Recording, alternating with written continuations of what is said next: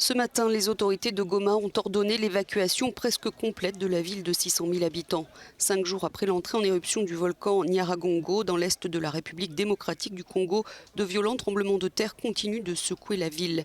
Et il y a désormais un risque de catastrophe majeure, car les séismes et la déformation du sol indiquent la présence de magma sous la zone urbaine de Goma et sous le lac Kivu.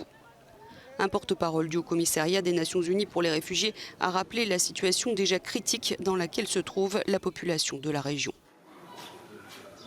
Des fonds sont nécessaires de toute urgence pour nous aider à assister les personnes touchées. Le HCR n'a reçu que 17% des 204,8 millions de dollars américains nécessaires pour nos opérations en RDC. C'est une nouvelle catastrophe alors que plus de 2 millions de personnes ont déjà été déplacées par la violence brutale qui sévit dans la province du Nord Kivu. Rien que cette année, 450 000 personnes ont été contraintes de fuir leur foyer. La première éruption a fait 32 morts. Les coulées de lave ont détruit entre 900 et 2500 habitations et privé d'eau potable une partie des habitants. Des dizaines de milliers de personnes fuient la ville par bateau, en voiture, en camionnette, par tous les moyens possibles pour se rendre le plus loin possible de Goma.